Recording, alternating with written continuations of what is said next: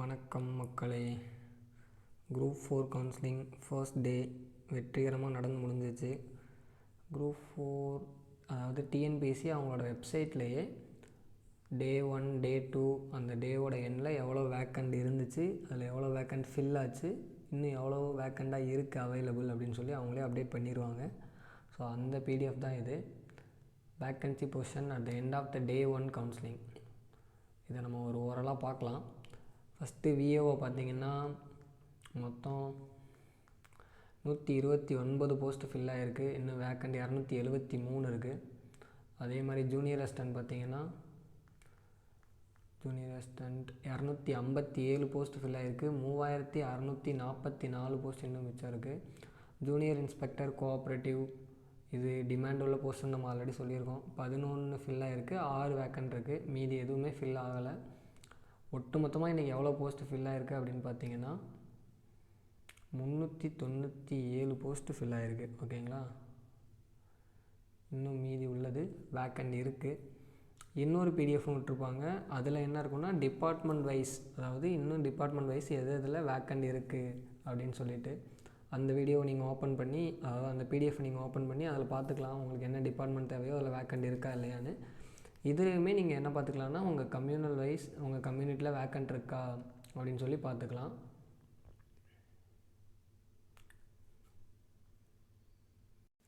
இதுதான் அந்த department wise PDF. இதில் வந்துட்டு நீங்கள் நிறையா பேஜஸ் இருக்கும், அதெல்லாம் இது பண்ணி பார்க்க முடியாது.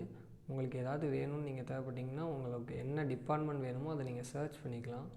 ஃபார் எக்ஸாம்பிள் நான் ட்ரெஷரிஸ்ன்னு சர்ச் பண்ணுறேன். ட்ரெஷரி சர்ச் பண்ணால் ஜூனியர் அசிஸ்டன்ட் இன் ட்ரெஷரிஸ் இன் அக்கௌண்ட்டு. ஸோ ஓகேங்களா, அதில் நீங்கள் பார்த்துக்கலாம் உங்களுக்கு எவ்வளோ உங்களோட கேட்டகரியில், அதாவது உங்களோட இப்போ எஸ்சி ஜென்ரல்னால் எஸ்சி ஜென்ரலில் இன்னும் 10 போஸ்ட் வேக்கண்ட் இருக்குது. அப்படி பார்த்துக்கலாம். ஒட்டு மொத்தமாக ட்ரெஷரியில் எவ்வளோ வேக்கண்ட் இருக்குது, இன்னும் 137 போஸ்டிங் வேக்கண்ட் இருக்குது. ஓகேங்களா, ஸோ இது மாதிரி உங்களுக்கு என்ன வேணுமோ நீங்கள் அதை சர்ச் பண்ணி பார்த்துக்கலாம். இந்த பிடிஎஃபை எப்படி டெய்லி அப்லோட் பண்ணுமோ அப்படிலாம் இல்லை. இந்த பிடிஎஃப் எப்படி டவுன்லோட் பண்ணுறதுன்னு நான் உங்களுக்கு ஒரு வீடியோவிலே போட்டுடுறேன். ஸோ நீங்களே டவுன்லோட் பண்ணி பார்த்துக்கலாம். இதுக்காக நீங்கள் வெயிட் பண்ணணுன்னு அவசியம் இல்லை.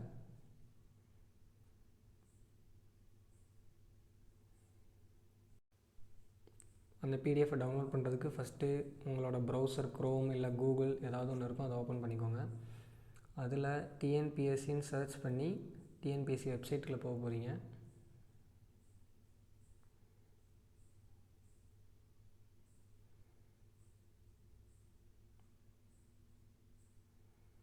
உங்களோட ப்ரௌசரில் டிஎன்பிஎஸ்சின்னு சர்ச் பண்ணிங்கன்னா டிஎன்பிஎஸ்சியோட ஹோம் பேஜ் வரும். இந்த வெப்சைட் தான் tnpsc.gov.in. அதில் கிளிக் பண்ணிங்கன்னா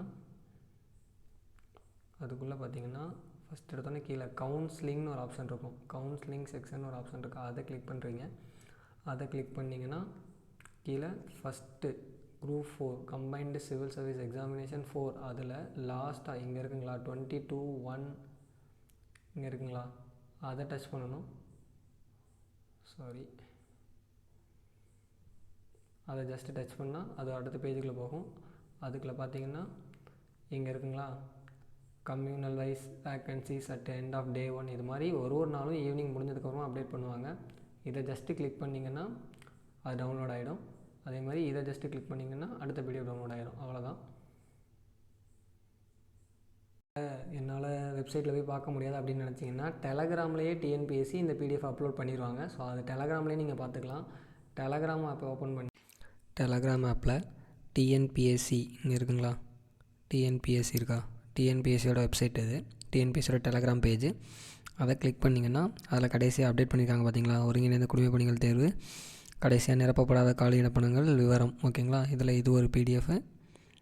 அதே மாதிரி பார்த்திங்கன்னா இது ஒன்று ஃபஸ்ட்டு இருக்கிறது கம்யூனிட்டி வைஸ், அடுத்தது டிபார்ட்மெண்ட் வைஸ். ஸோ இதுலேயே நீங்கள் டவுன்லோட் பண்ணி பார்த்துக்கலாம். ஓகேங்களா, அவ்வளோதான்.